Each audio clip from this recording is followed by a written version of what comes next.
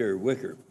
Thank you, Mr. Chairman, General Scaparrotti, and General Lyons. Thank you very much for your work, and I think it's clear that we have great leadership in your area of responsibility. General Scaparrotti, about 3 weeks ago, this Congress sent 5 delegations, House and Senate, to the Munich Security Conference. That show of force was followed on then by a delegation going to the NATO Parliamentary Assembly and another delegation going on a week later to the OSCE Parliamentary Assembly.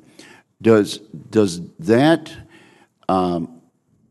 volume of participation by House and Senate members send a positive statement? Is it helpful to you in dealing with your friends in Europe, with our friends in Europe? Yes, sir. It's very helpful, and it's helpful to us as a nation. You know, at Munich, that was the largest congressional delegation that they've ever had there. That was noted by everyone. That in and of itself is a strong message of commitment to our allies in Europe. And then I would tell you the congressional delegations that traveled during the year to different spots within European Command have a very positive influence. Again, another sign of commitment and actual discussion about the issues of the day.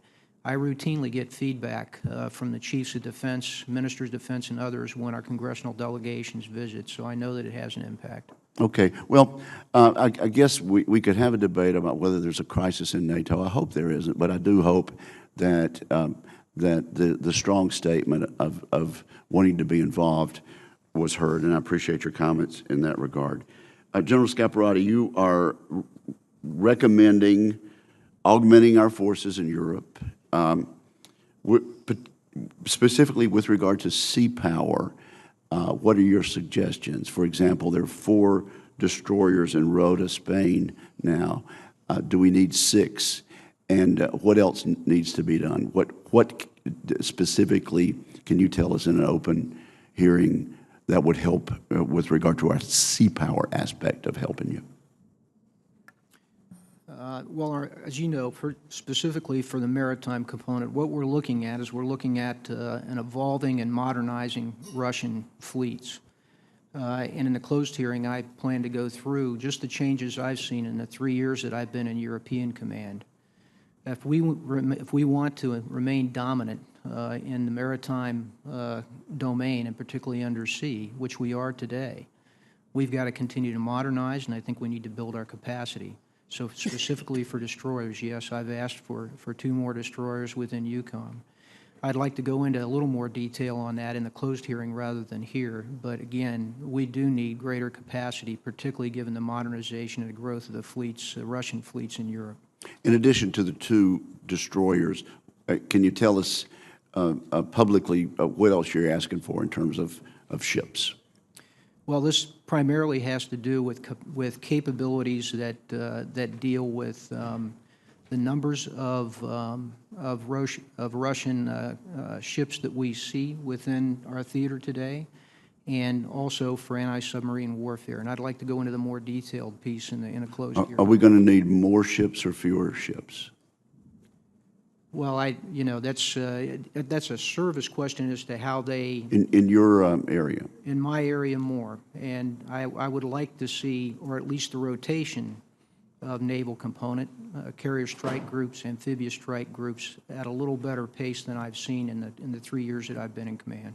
General, at the Halifax Security Conference and at the Munich Security Conference, a number of us met individually with the defense minister from Turkey. At the military level, are we doing better with Turkey than it would appear on the front pages of the newspapers? What's the news out of Turkey recently, and is there any good news? Well, I would say, first of all, that we have a good, very strong mill-to-mill relationship with our counterparts in Turkey. I know very well their chief of defense and their minister of defense, who was the chief prior to this, prior to him becoming the minister.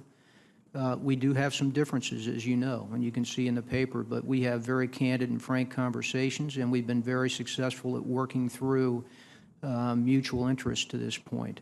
our mill-to-mill relationship, as it reflects in the deployment of our forces, in my view, has improved over the past year. And so that's what I would hope that our work together will continue to do here as we look at the tough issues we've got to face within the European Command. So in terms of military to military, things are a little better than they were a year ago. They are. They've improved, and I think we have a good, candid relationship. Thank you, sir.